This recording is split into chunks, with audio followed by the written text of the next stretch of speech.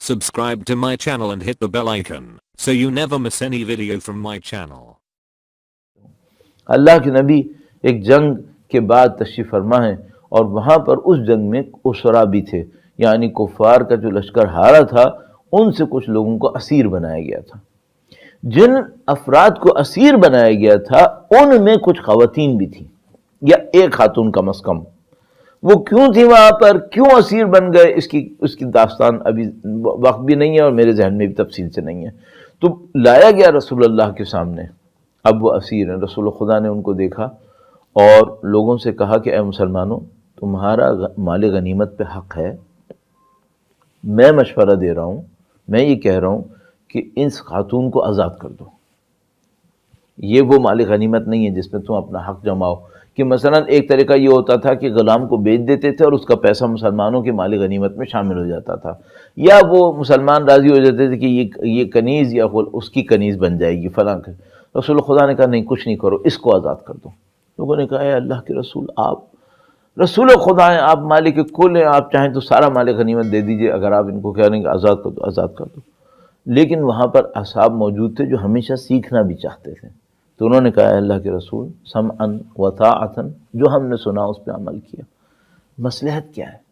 اللہ کے نبی نے کہا دیکھو، یہ عورت حاتم تائی کی بیٹی ہے، حاتم تائی کی بیٹی ہے۔ حاتم تائی سخی تھا، جہالت کے زمانے کی بات ہے، اسلام کے زمانے کی بات نہیں ہے۔ جہالت کے زمانے میں سخی تھا، زمانے جاہلیت میں سخی تھا۔ رسول خدا کس کی سخاوت کا احترام کر رہا ہے؟ کیا وہ دین لایا تھا؟ ابھی تو دین آیا ہی نہیں تھا، شاید کسی دین کے اوپر تھا، لیکن رسول خدا نے ذکر کس بات کا کیا؟ سخاوت کا۔ کہا یہ فضیلت رکھتا ہے، اس کا باپ صاحب فضیلت تھا، اس فضیلت کے احترام میں اس کی بیٹی کو آزاد کر دو۔ حاتم تائی کی بیٹی نے سنا کہ مجھے آزاد کر دیا گیا، اللہ کے رسول کے پاس آئی اور کہا مجھے کیوں آزاد کیا؟ کہا اس لیے آزاد کیا کہ تمہارے باپ کی سخاوت کا احترام کیا۔ گویا ان کے تو ضمیر کی آواز کھل گئی، فوراً گئیں اپنے قبیلے کے اندر، واپس گئیں۔ بھائی نے پوچھا کیوں تم کیسے آ گئیں؟ کیونکہ باقی تو آزاد نہیں ہوئے۔ کہا یہ جو رسول ہے یہ حق ہے، یہ رسول حق ہے، اس نے مجھے اس وجہ سے آزاد کیا ہے، اب تمہاری ذمہ داری ہے کہ تم اس رسول کی پیروی کرو۔ اس بھائی نے کہا کہ یہ تو معاملہ ہی ختم، یہ وہ رسول ہے جس کی مجھے پیروی کرنی ہے، چونکہ یہ صاحب فضیلت ہے۔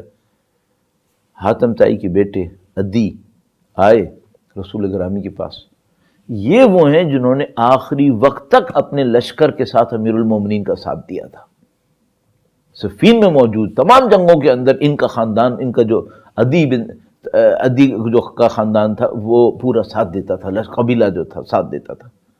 تو یہ سب کیا ہے؟ یہ فضیلتوں کو جمع کرنا ہے۔ اللہ کے رسول بھی یہی کام کرتے تھے، اور بھی خوبصورت واقعات ہیں، اتنے خوبصورت واقعات ہیں۔ اہل بیت نے ہمیشہ یہی کام کیا ہے، اصحاب فضیلت کو جمع کیا اپنے ساتھ۔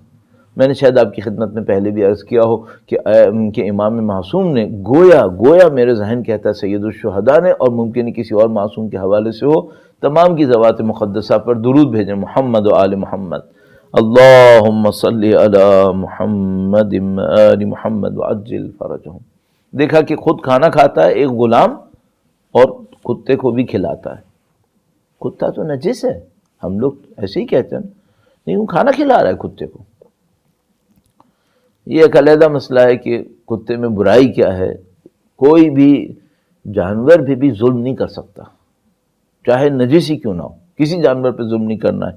اور امیر المومنین نے ارشاد فرمایا سلام اللہ علیہ، فرمایا میں نے نبی سے سنا ہے کہ فرمایا کسی جانور کے لاشے کو بھی کچلو نہیں، یہ کبھی نہیں ہو سکتا۔ اسلام بڑے عجیب قوانین رکھتا ہے اور ہمارے اور آپ کے ذہن میں شاید کم ڈالے گئے۔ بہرحال تو وہ کتے کو کھانا کھلا رہا تھا، تو امام نے دیکھا اور کہا کہ تم غلام ہو، تمہارے کھانا بھی زیادہ نہیں ہے، تم کتے کو کیوں کھلا رہے ہو؟ اب امام جانتے ہیں، چاہتے ہیں ہم تک پہنچے، نہ پوچھتے تو ہم تاریخ میں کیسے پہنچتا ہم تک۔ تو اس نے کہا کہ مولا میرا دل چاہتا ہے میں کسی کی مدد کروں، میں کسی کو کھلاؤں، کسی کے کام آؤں، میرے پاس کچھ نہیں ہے، میں غلام ہوں، میری ملکیت نہیں ہے، اونرشپ نہیں ہے، میں کچھ نہیں کر سکتا، تو میں یہ کرتا ہوں کہ اپنے کھانے میں سے اس کو کھلاتا ہوں تاکہ میرا دل خوش ہو۔ یہ صاحب فضیلت ہے یا نہیں ہے؟ یہ صاحب فضیلت ہے. اس بندے کا معاشرے میں محترم ہونا ضروری ہے. سید الشہداء فوراً، جہاں تک مجھے یاد آتا ہے، سید الشہداء مالک کے پاس گئے اور مالک سے پوچھا مجھے یہ غلام چاہیے. اس نے کہا کہ مولا آپ کو غلام چاہیے، لے لیجئے غلام. کہا نہیں، پیسے کے ساتھ چاہیے. کہا مولا کیوں چاہیے؟